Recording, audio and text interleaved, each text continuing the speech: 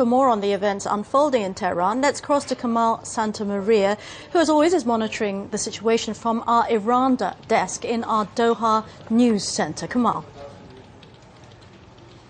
Veronica, thank you. A few bits and pieces coming into us today. Some content starting to come in as well from our viewers in Iran, which is good. Also some of your views coming up. First, I want to look at some online happenings to do with Mir Hossein Mousavi, the defeated candidate. Now, it's come up on his official page, and his Facebook supporters as well have put it up on his supporting Facebook page. There it is. That 70 professors have been arrested after they met him on Wednesday night. Remember, we haven't seen him since last Thursday, but he's been meeting people. 70 professors, apparently, according to postings on his Facebook page and his official web news service, that they have in fact been arrested. So there's a development to do with Mir Hossein Mousavi. Also, as I said, some content coming into us now, and this is a very, very interesting picture here. We have been able to verify that these pictures were shot on June the 20th, the day of the mosque fire in Tehran. You've got Basij shooting. You can see the fire coming out the front of the gun there, shooting from the rooftops there in Tehran. They are also, if you wait just as the shot steadies, throwing rocks back down towards the protest. And as the camera pans down in just a moment, you'll see a group of protesters who've gathered on the streets there. You can see them now. They are, in fact, throwing rocks towards the Basij on top of that. So that's quite an interesting picture coming out. Open fire, open rounds being fired down towards those protesters as they throw rocks back towards the rooftop where the Basij is. So that video sent to us, it really underlines the role that the internet, user-generated content is playing in Iran. That's why we've got the Iran desk. Probably the biggest single influence, of course, is YouTube. But have you heard of its spin-off site? It is called CitizenTube. Just cut up the computer for a moment. There it is, CitizenTube, watching video change our world. It says it's set up more like a blog or a news feed as opposed to the traditional YouTube page, and it's exploded with content since the elections. We had a chance to talk about CitizenTube's role in the current situation in Iran with the head of news and politics at YouTube.com, Steve Grove. Well, CitizenTube is just sort of like a breaking news hub for us where we can aggregate all the latest footage that's coming out of Iran in one place and drive users there and find it directly. The footage is coming in from all over the place, so it helps to have one central location where you can see it, and then you can compare and contrast the videos together and develop some context for just what's coming out of the streets of Tehran. And what's the traffic been like since the end of the Iranian elections?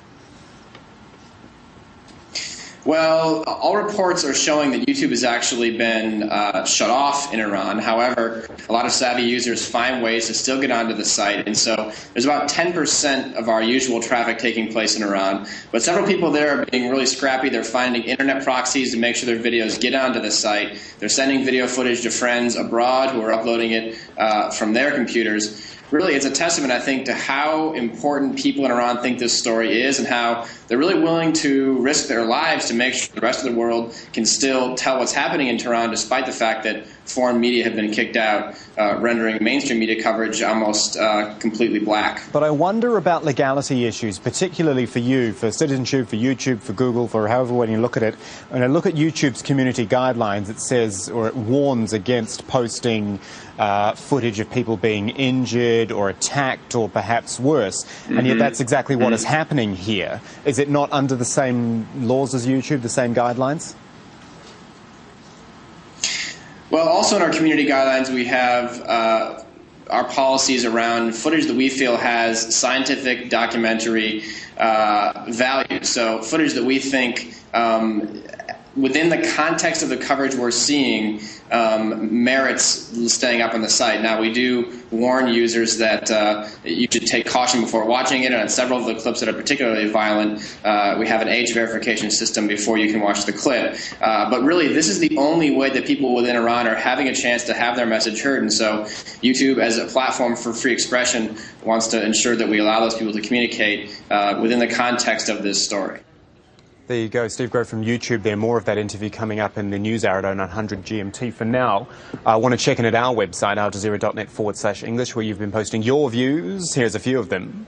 Langer in the UK says the government of Iran is a matter solely for the Iranian people. Every people gets the government they deserve. When Iranians are tired of the tyrannical clerics, they will go the way of the Shahs, he says. Until then, Western supporters should talk to every Iranian they know to learn more about what's going on and to let them know we are on the side of the Iranian people. Someone calling themselves Truth in Beijing reckons if the Iranian government is repressive, why would they even have elections to begin with? They live in the midst of a non-election belt. They don't have to prove anything to anybody. And another pen name, Ned Friend in the United States, writes, it was never about the election. It's about oppression and wanting the freedom to express. The internet age has opened the eyes of the world to the possibilities of what can be. So there's a few views. This is, of course, our page at aljazeera.net/English. Left-hand side here, your views is where you go. And there you go, your views. Iran, obviously the top one, and you click in there and you can post your views, read some comments that have come up there as well. And you can always post your own content as well from our front page and go to the Your Media link, yourmedia.aljazeera.net. So please do keep your vision in if you are in Tehran, if you're able to get pictures out to us. We're going to leave you from the desk for now. We're back at the 0900 GMT News Hour. That is in around 90 minutes from now. We'll see you then.